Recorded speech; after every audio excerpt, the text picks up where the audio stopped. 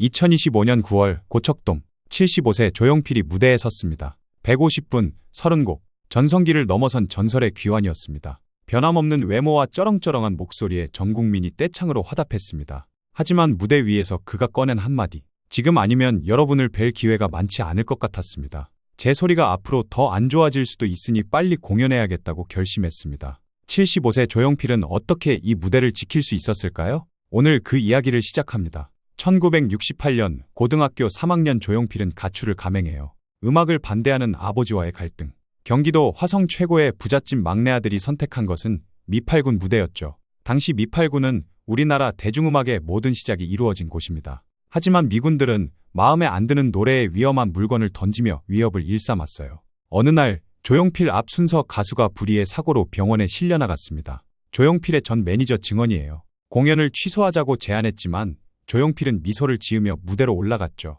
병사들은 거친 말과 야유를 퍼부었어요. 하지만 조용필이 기타 연주를 시작하자 일순간 모두가 조용해졌습니다. 전설은 이렇게 시작되었죠. 1975년 돌아와요 부산항해로 스타가 된 조용필. 하지만 운명은 그를 시험에 빠뜨렸습니다. 1977년 남산으로 끌려간 조용필. 죄명은 약물 의혹이었어요. 미팔군 시절 미군이 건넨 것을 모르고 피웠던 것이 문제가 되었죠. 그것도 법이 제정되기 훨씬 전의 일이었습니다. 조용필의 증언입니다. 미군이 담배라며 건넨 것을 피웠더니 얼굴에 종기가 돌고 고름이 나왔어요. 하지만 과거의 일은 참작되지 않았습니다. 극심한 취조, 좁은 공간에 갇혀 가혹 행위를 당했습니다. 거기에는 인간미가 없었어요. 검사 결과 음성이 나왔지만 이미 낙인이 찍혔습니다. 1977년 5월 6일 조용필은 결국 은퇴를 선언했어요. 더 이상 사회에 무리를 일으키지 않겠습니다. 그날 밤 장충체육관 조용필의 은퇴 공연이 열렸습니다. 돌아와요 부산항해로 전국을 떼창으로 물들였던 그 가수의 마지막 무대.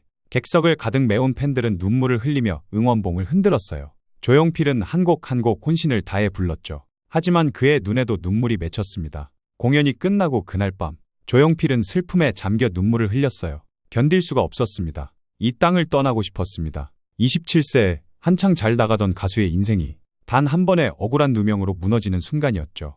유신 정권의 문화 탄압, 많은 음악인들이 좌절했고 한대수와 이장희는 아예 미국으로 떠났습니다. 하지만 조용필은 달랐어요. 그는 방황하던 중 양산 통도사를 찾아갔습니다. 그곳에서 고승을 만난 후 산을 내려오며 머릿속에 떠오른 노랫말이 있었죠. 못 찾겠다 꾀꼬리. 훗날 그가 제기하며 부를 노래의 씨앗이 그 절망의 시간 속에서 싹트고 있었습니다. 1978년 2월 청와대 출입 기자의 목숨을 건 탄원으로 활동 재개 허가가 떨어지고 1979년 위대한 탄생을 결성하며 1집 창밖에 여자를 발표하게 됩니다. 이때 대한민국 최초 밀리언셀러 100만 장 판매를 기록하였습니다. 하지만 이것은 시작에 불과했습니다. 그리고 1980년 노래 한 곡이 또 대한민국을 뒤흔들었어요. 바로 단발머리죠. 펑키 디스코 리듬에 전자음을 더한 혁신적인 사운드. 비에 젖은 풀잎처럼 단발머리 곱게 빗은 소녀를 노래한 이 곡은 팝송만 듣던 10대들마저 매료시켰습니다. 한국가요계 최초로 자생적 팬클럽 오빠 부대가 탄생했어요. 1980년 영화 택시운전사의 배경이 된 바로 그 시절. 조용필의 음악은 암울한 시대를 살아가는 사람들에게 위로가 되었죠. 그의 도전은 여기서 멈추지 않았습니다. 1985년 조용필은 또 하나의 역사를 씁니다. 8집 타이틀곡 허공으로 한국 최초의 뮤직비디오를 제작한 거예요. 당시에는 뮤직비디오가 아닌 영상음악이라 불렀죠. 방송사에서 직접 제작해주는 형식이었습니다. 허공 뮤직비디오에는 조용필과 함께 당시 중학생이었던 김혜수 배우가 출연했어요. 노래에 숨겨진 이야기도 있습니다. 작곡가 정풍송은 원래 가사는 너무나도 멀어진 민주였습니다. 검열 때문에 너무나도 멀어진 그대로 바뀌었지만 그 시대의 아픔은 여전히 노래에 남아 있었죠. 이 곡으로 조용필은 마지막 가요대상을 거머쥡니다. 1987년부터 그는 더 이상 가요대상을 받지 않겠다고 선언했기 때문이죠. 이후 조용필의 삶은 오직 음악이었습니다. 1990년대 초 한 기자가 조용필의 아버지를 인터뷰했습니다. 내 아들이 대한민국에서 돈을 제일 많이 버는데 아직도 집 하나 없이 전세에 삽니다. 매니저가 중간에서 해먹는 것 같으니 조사해주세요. 기자가 조사한 결과는 충격적이었죠. 아버님, 조용필 씨가 100을 벌면 90 이상을 음향 장비와 악기에 투자합니다. 해외에서도 구하기 어려운 최고급 장비를 미국 본토에서 직접 공수했어요. 조용필은 공연마다 엄청난 음향 장비를 트럭 2대에 싣고 다녔습니다. 최정상에서도 더 나아가기 위해 모든 것을 재투자한 인생이에요. 그리고 밴드 멤버가 필요한 악기를 말하면 그 즉시 미국 본토에서 직접 공수해 주었습니다. 이것이 가왕이 될 수밖에 없었던 이유입니다. 그의 음악은 국경도 넘었습니다. 1994년 일본에서만 600만 장의 음반을 판매하며 한류의 선구자가 되었고 한국 가수 최초로 미국 카네기홀 무대에 섰습니다. 그리고 2005년 여름 상상할 수 없는 무대가 기다리고 있었습니다. 조용필은 또 하나의 역사를 만들었습니다. 바로 평양 공연이에요.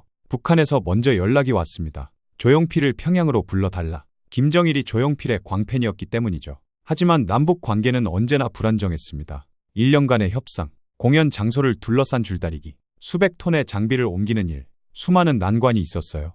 2005년 8월 23일 평양 유경 정주영 체육관에 7,000명의 북한 주민이 모였습니다. 무대가 시작되었지만 관객들의 얼굴은 무표정했어요. 조용필은 당시를 이렇게 회상했습니다. 관객들을 딱 보는 순간 얼게 되더라. 표정이 없으니까 숨이 멎는 느낌이었다. 북한에서 조용필을 아는 것 자체가 불법이었기 때문이죠. 하지만 조용필은 침착하게 노래를 이어갔습니다. 돌아와요 부산항의 단발머리, 못 찾겠다 꾀꼬리. 그리고 마침내 봉선화를 부르기 시작했어요. 그 순간 무표정하던 관객들의 눈에서 눈물이 흘러내렸습니다. 함께 노래를 따라 부르기 시작했죠. 조용필은 말했습니다. 봉선화를 부를 때 완전히 하나가 됐다는 느낌을 받았습니다. 분단된 조국, 음악으로 하나가 된 순간이었어요. 그 후 조용필의 도전은 계속되었는데요. 2013년 63세의 조용필이 발표한 바운스. 당시 쟁쟁한 K-팝 가수들을 제치고 주요 차트 1위를 석권했습니다. 10대, 20대까지 사로잡은 경이로운 사건이었어요. 후배 가수 김종서의 증언이죠. 가요계가 다 뒤집혔어요. 이건 뭐지? 조용필 선배님은 자신만의 색깔을 완전히 지우고 이 노래에 자기가 흡수되기 위해 얼마나 노력했을까? 같은 노래하는 사람으로서 저는 알아요. 그게 얼마나 힘든 일인가. 가수 임재범은 한 인터뷰에서 나는 평소 락커 선배들에게도 허리를 90도로 굽혀 인사해 본 적이 없어요. 그런데 방송국에서 조용필 선배를 봤을 때 정말 빛이 났었죠. 난 그 전까지 아우라라는 게 뭔지 몰랐는데 그분을 보고 알게 되었습니다.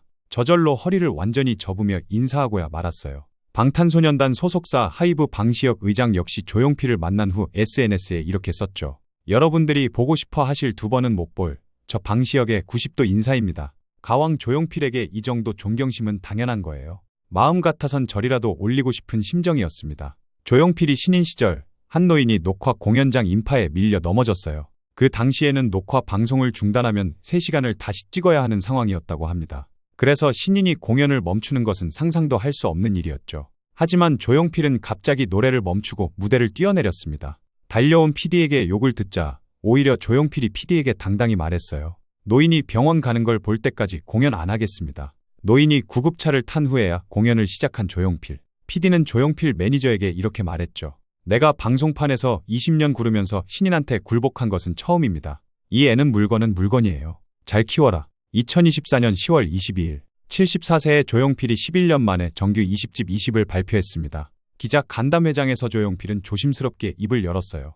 20집까지 했지만 앨범으로선 이것이 마지막일 것 같습니다. 나이 70 넘어 신곡을 발표하는 게 어렵습니다만 정말 열심히 했습니다. 타이틀곡 그래도 돼. 이 노래에는 특별한 의미가 담겨 있었어요. TV에서 스포츠 경기를 보는데 카메라가 패자는 전혀 비추지 않고 우승자만 비추더라. 그래서 생각했습니다. 패자의 마음은 어떨까? 속상하고 섭섭하겠지만 나 같으면 다음엔 이길 거야. 힘을 가질 거야. 지금은 그래도 돼. 한 번 더 하는 마음을 가질 것 같았어요. 사랑 노래는 평생 충분히 불렀습니다. 이제 조용필이 부르고 싶은 것은 희망을 주는 음악이었어요. 간담회장 밖에서는 중년의 오빠 부대 수십 명이 플래카드를 들고 가왕을 응원했습니다. 가왕의 명반 20. 여전히 무대에서 새 노래로 팬들과 소통하는 당신의 열정을 사랑합니다. 데뷔 57년 차 75세의 나이에도 조용필은 말해요. 연습입니다. 연습을 안 하면 절대로 유지할 수 없습니다. 한 달만 안 해도 벌써 달라요. 다시 복구하려면 몇 번을 거쳐서 연습을 해야 되죠. 나는 지금도 집과 스튜디오만 오가며 창법과 음성 내는 법 등을 굉장히 많이 연구하고 연습합니다. 현재 조용필은 꿈이 단 하나 있다고 하는데요. 음악을 계속하고 싶습니다. 80살까지, 아니 그 이후까지. 만약에 노래하다가 무대 위에서 생을 마감한다면 얼마나 행복하겠어요? 1968년 미팔군 무대에서 시작된 한 소년의 꿈. 2025년 75세 그의 마이크는 오늘도 꺼지지 않습니다. 오늘 영상을 여기까지 보시고 생각나는 지인이 있다면 이 영상을 공유해주세요. 그리고 구독, 좋아요, 알림 설정을 부탁드립니다. 또한 여러분의 의견도 댓글로 남겨주세요. 긴 영상 끝까지 봐주셔서 진심으로 감사합니다. 항상 건강하세요.